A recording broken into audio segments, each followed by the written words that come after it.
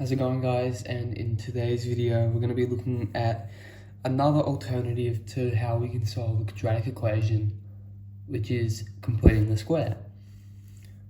So the method of completing the square is quite simple.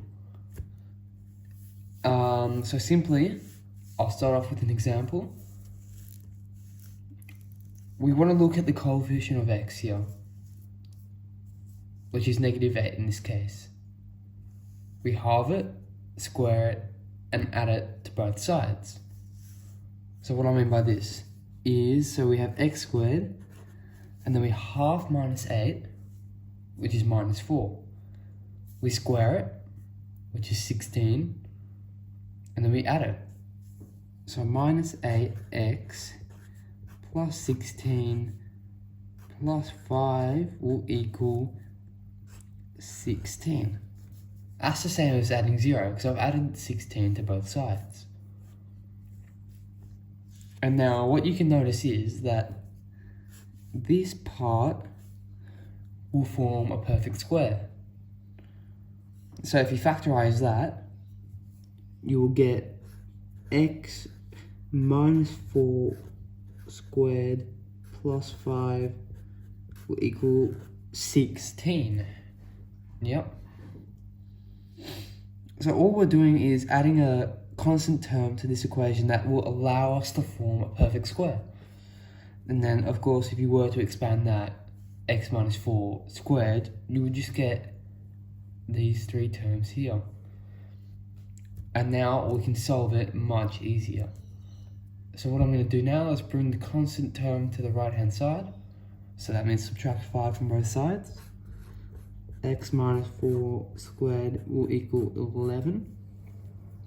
Now we have a squared term on the left, which is the x minus 4. To get rid of that, we'll take square root of both sides. So that leaves us with x minus 4 will equal, and it's important to remember when you square root a number, when it's in an equation, and it's always plus or minus. Because plus square root 11 and negative square root 11 will both equal 11. And now we bring the 4 across to the right hand side, which gives us our answers of 4 plus or minus root 11. So that's a simple example to start it off, but let's look at another one. This time we have x squared plus 6x plus 2. And now it's the same thing as last time. We halve the coefficient of x, square it, and then add it to both sides. So that leaves us x squared plus 6x. Half of 6 is 3, squared is 9. So we'll go plus 9 plus 2 will equal 9. It's important to add the 9 to both sides, so then you're not disrupting the equation or making it invalid. And now you can see here that this forms a perfect square. X squared plus 6x plus 9. So that becomes x plus 3 squared plus 2 equals 9. So simply, another way to look at this is, this term here is simply half of the 6, or half the coefficient of x. Because 9, remember, can be written as 3 squared. So simply place half the coefficient of x in this spot, in this bracket. And now, alright, let's move on.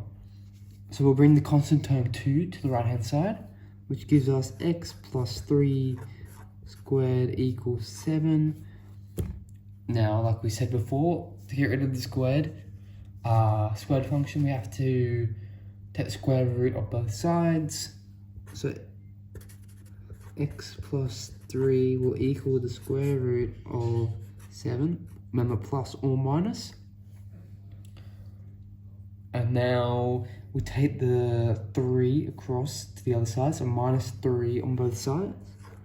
And that will give you x equals -3 plus or minus the square root of 7.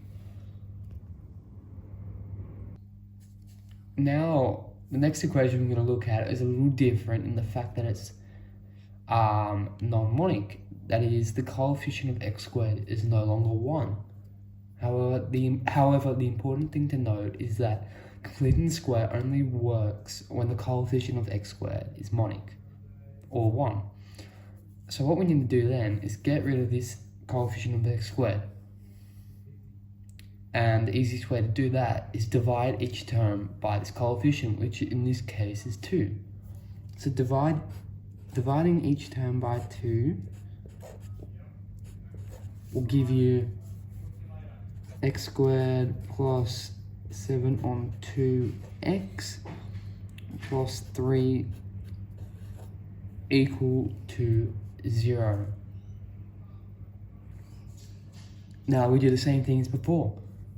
We half square and add the coefficient of x, which is 7 on 2, to both sides. So x squared plus 7 on 2. So halving a fraction is easy. All we do is double the denominator. So 7 on 4 is half of 7 on 2. Now let's square that. We get 49 on 16 plus 3 will equal 49 on 16. Now we factorize this as a perfect square. And we get x plus 7 on 4 squared plus 3 equals 49 on 16. Of course, this term here, the 7 on 4, is simply half the coefficient of x. So that's another pattern you can notice that may help you factorize that perfect square. Now I'm just going to subtract the plus 3 from both sides, which gives you x plus 7 on 4 squared equals 49 on 16 minus 3.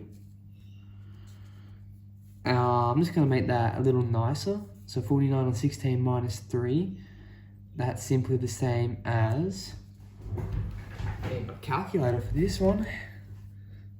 48 on 16.